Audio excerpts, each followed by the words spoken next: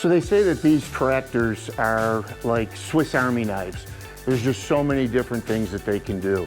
So what we're going to be doing over a series is upgrading the tractor, putting various accessories on to make the tractor more effective, driver comfort, a variety of uses. We're going to go through each one and let's get to work.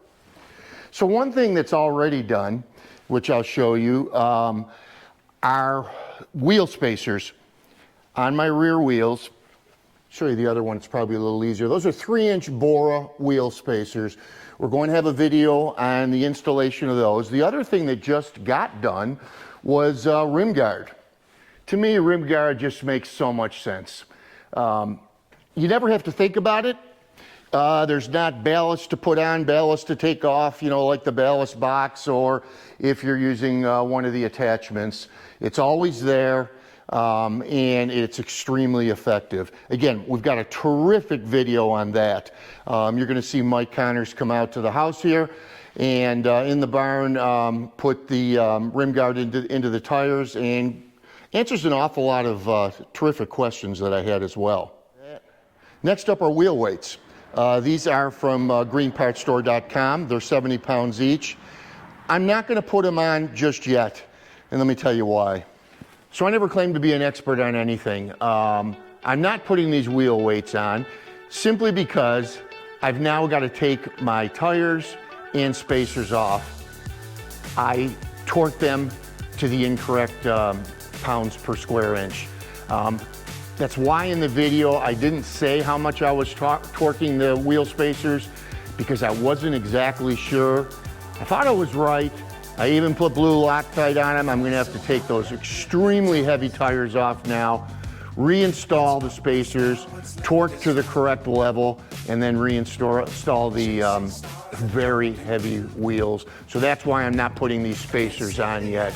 I don't know if I'll do a video on that or not. You know, I'm just a guy with a tractor. I'm learning as I go.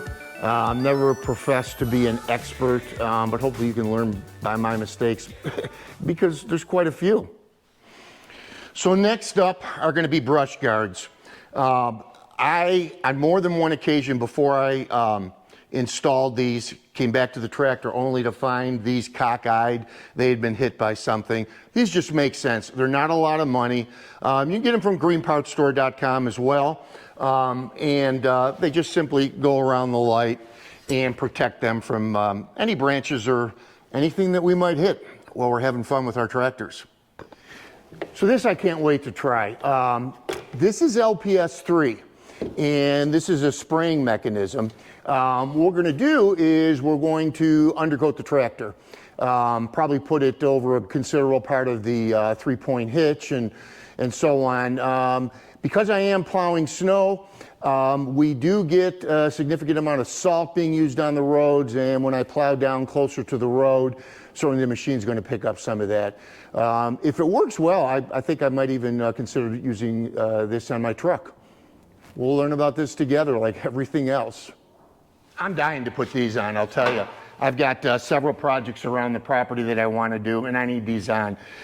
This is a single unit, actually installs this way on the bucket, and you've got a couple hooks on here, and I'm also going to install some separate hooks. I like to put, the reason I'm doing hooks in addition to this is I like to have this balanced if I'm lifting something heavy with the chain going around in a circle, and I think it's just less chance of damaging the bucket. So those are going to be going on pretty soon. Have you ever checked out your front axles? Ever looked and seen some seepage? Well, it may not be an actual problem with the seal. Here is your fill cap to keep the fluid at a proper level on with your front axle. So here's what happens is we're carrying a full load on the bucket, and you hit a bump, and you see the tractor kind of dip. It's putting an awful lot of down pressure on these axles. What we're going to install is an axle vent, and this is meant to prevent blow-by in the seals. This is an inexpensive, you know, in my opinion, this should be something that Deere should be offering as standard equipment. Just makes absolute sense to do. I'm excited about this one. I've got R4 tires on the tractor. My main concern is mud, in the spring especially, is getting stuck.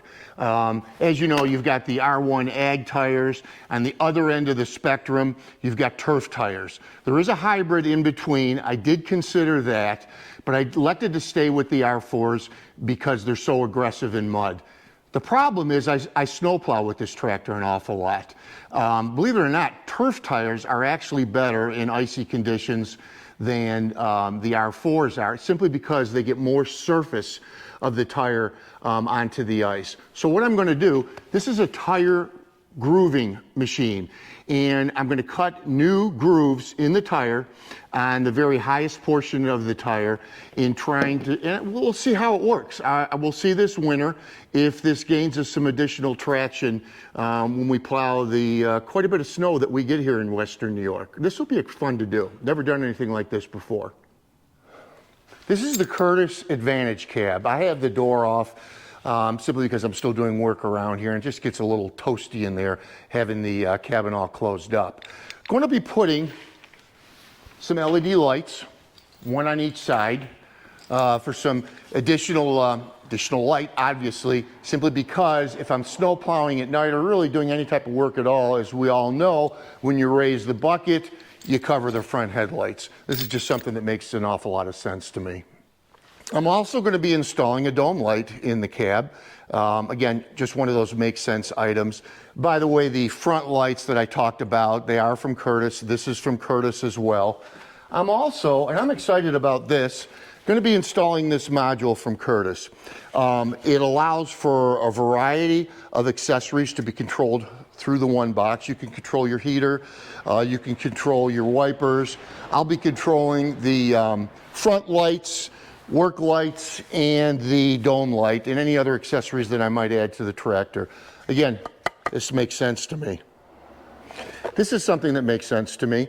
It's just an awful large shackle, and it mounts directly to the drawbar, and if you're pulling something out, you've got one center point to pull from. So I'm all about comfort when I'm operating the tractor. I'm all about utilizing every facet of the tractor that I'm able to. And I'm about safety. I don't want to roll this thing. I don't want to have a problem, which is why I'm so concerned with rear ballast on it. Plus the fact, with the amount of snow that we get here too, having all the rear ballast, I think just makes tremendous sense for the success of being able to move sometimes huge amounts of snow. If you like our videos, if you're anxious to see some of these accessories being installed, please like and subscribe. We really do appreciate it.